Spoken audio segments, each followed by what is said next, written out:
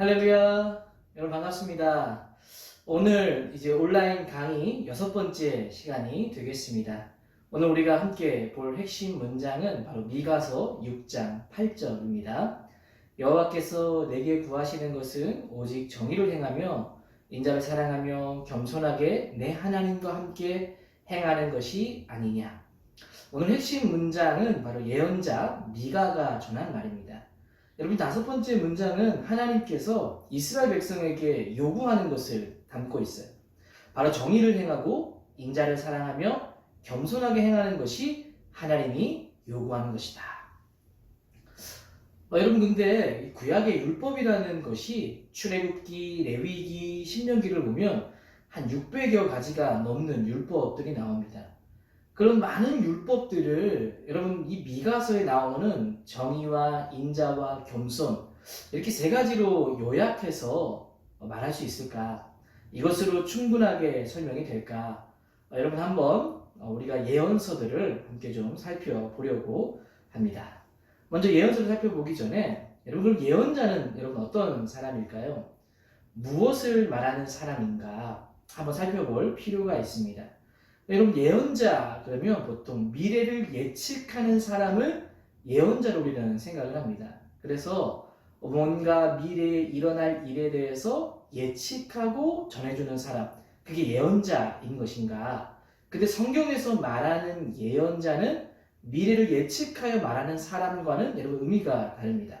바로 어떤 사람인가 하면 하나님 대신 말하는 사람이 예언자라는 거죠.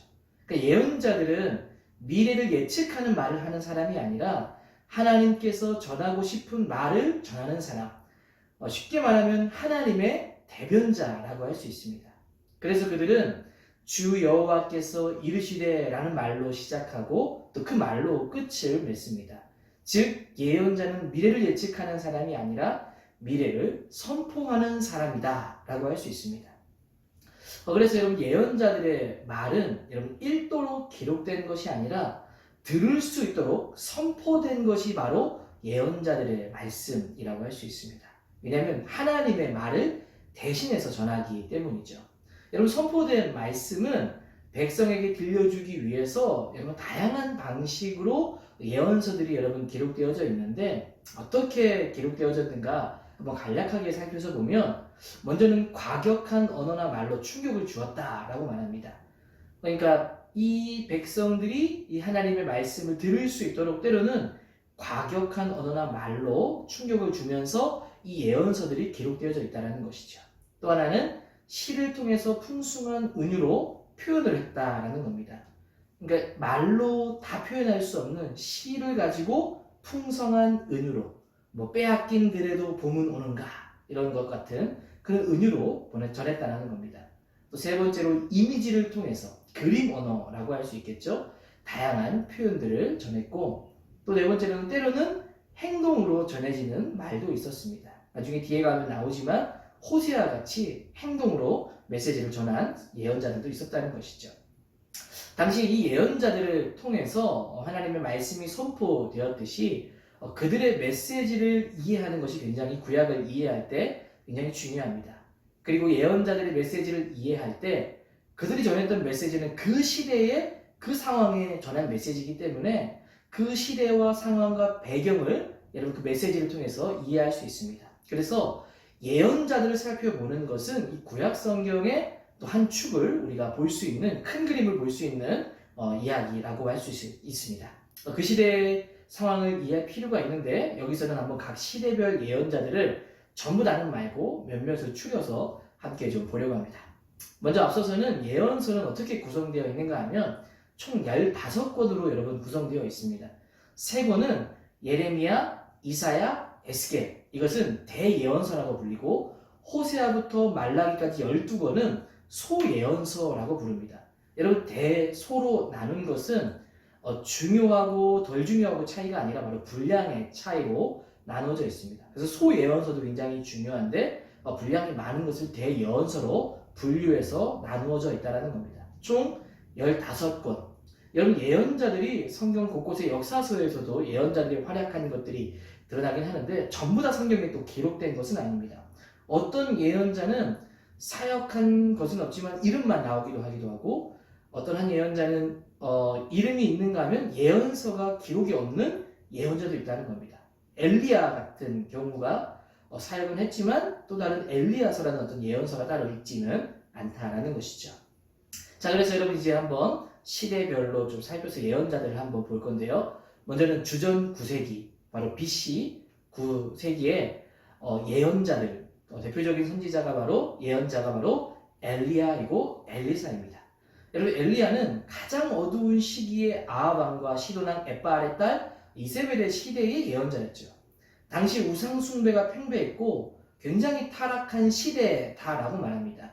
그때 하나님께서 최고의 예언자 바로 엘리야를 부르셨고, 그를 통해서 갈멜산에서 하늘에서 불이 내리는가 하면 나봇의 포도원 사건을 맹렬히 비난하는 사람이 엘리야였습니다. 이 아합과 이세벨은 이사야가 둘 다 심판받아 죽을 것이라고 예언했는데 그렇게 되었다라는 겁니다. 또 한 사람이 바로 엘리사입니다. 그는 당시에 병자를 고치고 특히나 가난하고 굶주린 이들을 먹이는 예언자였습니다. 그래서 그냥 생활 속에서 사역하는 예언자라고도 불리었습니다. 그는 엘리야의 후임으로 사역을 감당했는데, 훗날 여러분 예수님께서 세례 요한을 향해서 엘리야 같은 사람이라고 하셨고, 이 세례 요한이 이제 예수님이 오실 길을 준비하고 그 뒤를 이어 예수님이 오셔서 사역을 감당하신 것처럼 엘리사는 엘리야의 뒤를 이은 여러분 대표적인 예언자였다라는 겁니다. 주전 8세기로 가서는 이제 이 당시에 북왕국과 남왕국으로 나뉜 시점에 북왕국의 2명, 남왕국의 2명의 예언자를 좀 보려고 합니다. 먼저는 이제 북왕국, 그 북이스라엘을 향해서 말씀을 선포한 예언자가 바로 아모스라는 예언자입니다. 여러분, 아모스는 남유다의 출신인데 하나님께서 북이스라엘, 북왕국을 향해서 말씀을 선포하게 했습니다.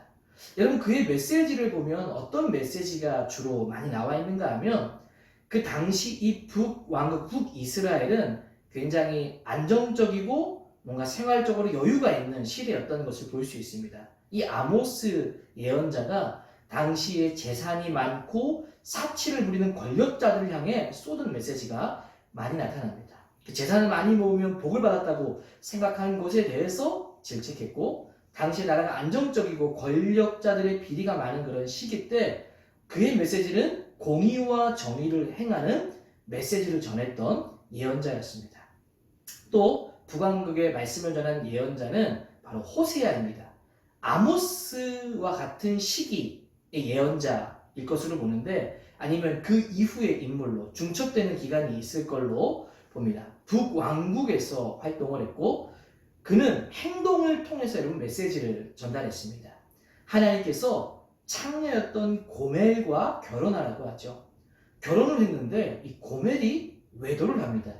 그런데 하나님은 다시 찾아가서 그녀와 사랑하라고, 결혼하라고 말하죠. 찾아가라고 말하죠. 여러분, 이것은 하나님의 사랑이 어떤가를 그의 행동에 통해서 보여주고 있는 겁니다. 호세아는 구약 성경에서 하나님의 성품의 한 면을 보여주는 예언서라고 할 수 있습니다. 그 시대가 얼마나 음란했는지, 또 사회적으로 얼마나 부정부패와 비리가 많았는지를 짐작해 볼 수 있죠.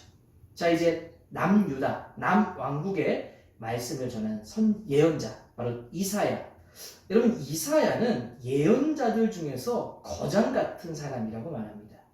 그는 왕궁에도 자유롭게 출입을 하는 것을 보게 되는데 아마도 귀족이었을 것이라고 봅니다. 그는 존경도 받았지만 비난도 받았습니다. 환상을 보았고 하나님을 신뢰하도록 끊임없이 예언을 하고, 또 그의 조언이 거부되자 심판을 예견했습니다. 근데 거기에서 그치지 않고 다시 회복될 시기까지 예언하게 되어지죠. 그리고 이 이사야 말씀은 66장으로 성경의 구약과 신약을 합쳐놓은 숫자와 같아서 축소된 성경이라고까지 말합니다. 무려 600년 뒤의 회복을 얘기할 때 다윗의 아들로 메시아가 올 것을 예언하기도 했던 선지자, 바로 예언자가 바로 이사야입니다. 또 남왕국의 말씀을 전한 예언자가 미가입니다. 우리에게 핵심 문장을 전한 미가인데요, 이사야와 같은 시기에 사역했던 것으로 보이고 또 서로 알았던 사이로 여겨집니다. 미가는 굉장히 공의에 대한 열정을 가르쳤고 탐욕을 가진 자들을 비판했습니다. 그리고 우리에게 핵심 문장을 알려준 예언자이죠. 그리고 시대가 흘러 이제 주전 7세기 예언자. 이 시대에는 이제 이 이스라엘에 영향을 미쳤던 거대한 다른 이 이방 나라의 제국에 영향을 받던 시대에 큰 변화가 일어나는 시점인데요. 바로 중동의 지역, 지금으로 치면 중동이라는 지역을 한 150년 동안 통치하고 다스렸던 나라가 아수르였던 나라였습니다. 근데 7세기가 끝날 무렵이 되자 그 자리를 이제 바벨론에게 내어주게 되죠. 이러한 때 하나님께서 이 남유다에 말씀을 주고 전하게 하신 이가 바로 예레미야, 당시의 청년이었습니다. 그는 멸망을 이야기했고 바벨론의 항복을 말했습니다. 여러분, 사람들이 망할 것이다, 항복해야 된다, 하나님의 성전이 여기 있는데 어떻게 그런 말을 전할 수 있는가? 너는 예언자도 아니다. 결국 사람들의 미움을 받았고 매질도 당하고 죽을 뻔한 상황까지 처한 예언자가 바로 여러분 예언자였습니다. 바로 이 예레미야 시대 때 남왕국까지 무너지게 되어지고 예레미야 애가라는 걸 통해서 눈물로 쓴 선지자, 예언자라고 할 수 있습니다. 여러분, 바로 이런 예언자들의 모습들을 좀 살펴보면서 우리는 여러분 무엇을 배울 수 있는가? 많은 것을 배우고 우리가 깨달을 수 있는데 한 세 가지로 보면 첫 번째로는 하나님은 주권자로서 세계 역사를 주관하신다는 겁니다. 여기 이사야는 예언자가 뭐라고 말했는가 하면 아수르를 향해서 너희는 하나님의 손에 들린 지팡이라고 설명합니다. 이 말이 무슨 말인가 하면 하나님께서 필요해서 지팡이를 쓰듯이 너희를 잠깐 쓰는 것이지 너희가 대단한 것이 아니라는 것이죠. 여러분, 이런 것은 성경에 일관되게 주장되는 내용입니다. 하나님께서 이 모든 세계 역사를 주관하고 계시다는 거예요. 심지어 이 이스라엘이 멸망하게 가는 것조차도 하나님의 역사 가운데 있는 것이고 하나님의 손길 가운데 이루어지고 있는 일이다. 그러니까 예언자들의 이런 모습을 통해서 하나님이 모든 세계 역사를 주관하고 계시다는 것을 보여주고 있습니다. 두 번째로는 하나님은 정의를 요구하는 분이시다. 여러분, 이 이스라엘 사회에 굉장히 타락과 미친 영향들이 컸죠. 나라가 잘 될 때는 어땠습니까? 굉장히 타락하고 강한 자들과 가진 자들과 권력자들이 연약한 자들을 돌보지 않고 고아와 토지 없는 자들을 함부로 대하고 길거리로 내쫓고 더 강압하고 힘들게 했다는 겁니다. 그래서 예언자들의 주된 메시지들은 많은 부분이 사회에 미친 그런 연약한 자들을 돌보지 않는 자들을 향한 메시지가 많이 나타납니다. 그래서 그들에게 책임을 물으시고 그들에게 그렇게 해서는 안 된다라는 메시지, 정의가 흐르기를 원하신다는 것이죠. 교회도 바로 이런 정의에 대한 책임을 잊지 말아야 된다라는 예언자들의 메시지를 통해서 우리가 배울 수 있습니다. 세 번째로는 참된 변화가 없는 외형의 변화는 하나님께 가증스럽게 여기게 된다는 겁니다.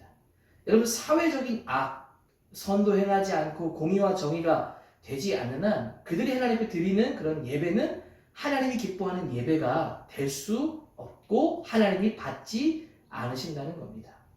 그래서 무엇을 배울 수 있는가? 하나님이 원하는 것이 무엇인가? 공의와 긍휼과 겸손함, 참된 변화됨, 이런 것들을 하나님께서 원하신다는 것이죠. 자, 바로 이런 예언서 전체를 통해서 여러 가지를 요약하고 핵심을 나눌 수 있지만 여러분, 이런 것들을 볼 때 이제 우리는 미가서, 특히 이 우리가 보고 있는 책, 크리스토퍼 라이트가 쓴 7문장을 읽는 구약에 그가 정한 핵심 문장, 이 미가서 전체를 다 다룰 수 있느냐? 뭐 사람마다 의견이 다를 수는 있지만 하나님이 원하는 것을 좀 담아낸 핵심 문장으로 우리는 볼 수 있다고 여기고 함께 보고 있습니다. 정의가 물같이 흐르고 긍휼이 있어야 되고 겸손함, 이것이 하나님께서 예언서 전체를 통해서 우리에게 주시고자 하는 메시지를 함축적으로 보여주고 있다. 훗날 예수님의 가르침에도 이 정의와 긍휼과 겸손이 그대로 드러나는 것을 볼 수 있습니다. 오늘 이 배운 내용들을 통해서 하나님이 원하는 뜻이 무엇인지 알고 살아가는 우리의 모습이 되기를 소망합니다. 오늘 강의는 여기까지입니다. 예언자들의 몇몇 내용을 보았고 그 전체의 메시지를 미가서의 핵심 문장으로 담아서 보았는데요. 우리가 보고 있는 것이 구약에 흐르는 전체의 맥락에 있다라는 것을 기억하고 또 배운 내용을 계속해서 잘 기억하고 성경의 전체 큰 그림 속에 우리가 어떻게 살아가야 되는 삶의 관점을 가질 것인지 그런 것들이 여러분들 가운데 키워지고 또 향상되기를 축복합니다. 이제 강의를 마쳤고 우리 다음 시간에 보도록 하겠습니다. 수고하셨습니다. 안녕.